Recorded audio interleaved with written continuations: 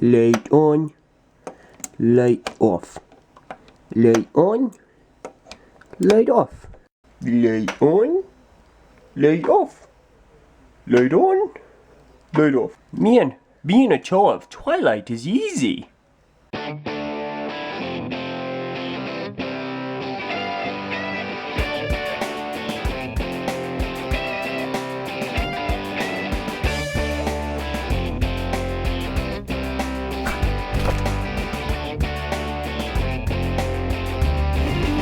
Hello everyone and welcome to the recap review.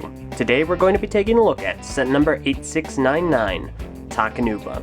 The set contains approximately 267 pieces, was released in the summer of 2008, and the time of release was approximately $30. So here we have him, Takanuva, but big Takanuva. So before we get into the review, let me get my disclaimer out of the way. Just because there are pro or cons in this video does not explicitly mean it is my personal opinion. Unless I absolutely say that it is, please do not assume so. All the cons or pros or what have you in this video are objective views taken either from the community or objective facts about the set that I can represent here on camera. So, unless I absolutely explicitly say so, please do not assume that anything in this video is my personal opinion. Got it? Good. Alright, so let's get into the review. But first of all, let's look at what Takanuva looked like originally, considering he is part of a lineage of sets. This is Takanuva 2008, and this is Takanuva 2003.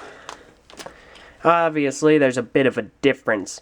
Now, if we take Takanuva off of his fun little ride here, we see that he is much, much shorter. So there you have it. Come on, stand up. So there you go. He is much, much shorter. Or Takanuva is much, much taller. As we can see here, the differences go much beyond just height, but also color scheme just a little bit. Takanuva 08 is still white to an extent. However, he also has gunmetal as opposed to the dark gold that he originally had. He's also traded in his power, staff of light for the power lance, which is absolutely huge. The masks actually do look quite similar. It's still the same mask. However, as you can see here, thanks to the Shadow Leech in, his growing, the mask is much more ominous and evil looking. So let's go ahead and put Takanuva back on his little sea sled over here. Come on. A little bit of a blast from the past. We have reviewed this before, so we already know what this guy's like. I'll deal with you later. So let's go down to the review of Takanuva 08. So obviously enough, Takanuva is much, much bigger. And to a degree, that's kind of a good thing. His build is actually quite intricate. There's a lot going on in this set. Now, as you can probably tell, one of the issues is his flat back. While he does have some rather cool shoulder blades, which is really for, it's before the time of these whole fancy joint friction-y things. So this is his joint friction. However, as you can probably tell, his back is really plain and really, really straight and linear. It's not an especially intricate or unique design. There's nothing visually interesting here. It's actually quite boring and almost uncreative to a degree. Now, as you can see with his legs, there's a... oh, that's dusty. There's a degree, oh boy, of articulation to be had here. That's about as far as the leg will bend. Foot, and there we go.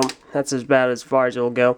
So general standard amounts of articulation, 3 in the legs, 3 normal points of articulation in the legs, 3 in the arms, 1 in the hand, and about 2 in the neck actually, since he has a longer neck. And his head does sit all the way at the top. This is a new mask piece, and we should go over new pieces and recolors. This is the new Evoki, and one of the issues with it is that it is very big. It's quite a big mask, as you can probably tell. So it doesn't work on a whole lot of mocks. You can use it for things, clearly. However, it works much better on larger builds. Some other recolors would be the Takadox heads on the shoulders, the wave piece here on the chest, new in gunmetal. We do have these things also in gunmetal, so that's kind of neat to see. Hodica feet in white. These little blade pieces came out in white already. And we do have another wave piece, the claw piece, in white as well. Now we do see Takanuva has the Midax Sky Blaster on his wrist. That's kind of a cool connection. And that generally sums up the new parts. Some interesting things to note regarding the color scheme is that it is generally consistent. It is white, gunmetal, gray to an extent, a little bit of silver, but you're probably going to guess what I'm going to say next. Takanuva is arguably one of the worst offenders when it comes to the red axles and the blue pins. Now, as you can see, they stick out horribly on the set. We have open axles on his feet, open pins on his feet. It's just kind of crazy on the set. And the reason it's so bad here is because the set is almost monochrome. It's whites and grays, and it's generally the same kind of shade. And then you have this. Look at that. It's just not working for the set. You cannot pass it off as being decent. More open axles, more open axles, more, so on and so forth. So the color scheme is really hindered by the red axles and blue pins.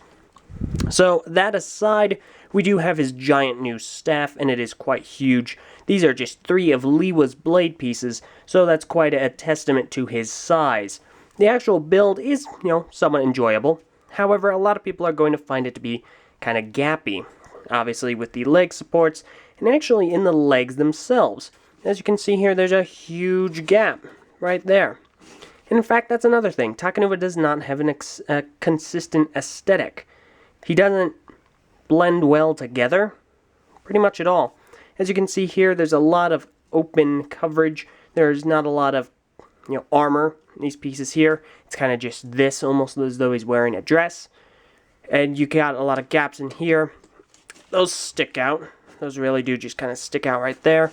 And then we have these feet, which look like they're from the early 2000s to late 1990s. They look like a Star Wars Big Fig. They're just absolutely ginormous. And they're very technicky. They don't blend with the Anika leg arms, or the Takadox heads, or this torso. It's not consistent. And a lot of people do not like that. The feet, they're kind of a mishmash of things. They're quite stable. Takanuva has some excellent stability. However, the feet are just, while they're custom, there's a lot going on here, and it's not exactly cohesive. Thankfully, that doesn't move, though. So, Takanuva's articulation, oh man, that is loud. It's actually rather good. So you can get him into a lot of really fun, enjoyable poses. He can do this thing with his blaster, and it is a Midax Sky Blaster, so, normal. Keep in mind that is a spring-loaded launcher, so be careful of any water. So Takanuva has, quite a decent amount of new recolors, and that's good. And he's got a lot of pieces, which is cool as well. However, he looks virtually nothing like his prior counterpart. He's huge. He is absolutely ginormous. He's definitely within the realm of Titan Matanui or Brutaka, for sure. He can definitely attest to the Konohi Dragon to a degree. Not Konohi Dragon, Cardes Dragon, there we go. So he's quite a big set. And while his build is somewhat enjoyable, it's gappy, inconsistent as far as textures go. He's got a lot of polka dots all over him that really attract your eye to them. Because his color scheme is so muted, being white and gunmetal and gray, the colors stick out the most. So Takanuva, while he's an interesting Titan, definitely is not regarded as one of the better Titans. He has a lot of issues on him. And in a year with a lot of grays and gunmetals, he didn't necessarily need to be here. He does not stack up well with the other Toa. So, that's been the review. What do you guys think? Do you like Takanuva? Do you think he is a good Titan? Please feel free to let me know either in the comments below or on the TTV message boards at board.ttvpodcast.com. Thank you all very much for watching, and join me next week when I begin the T-Series of vehicles. That's right, we're going to go take a look at the Rocco. Thanks for watching, and have a good week.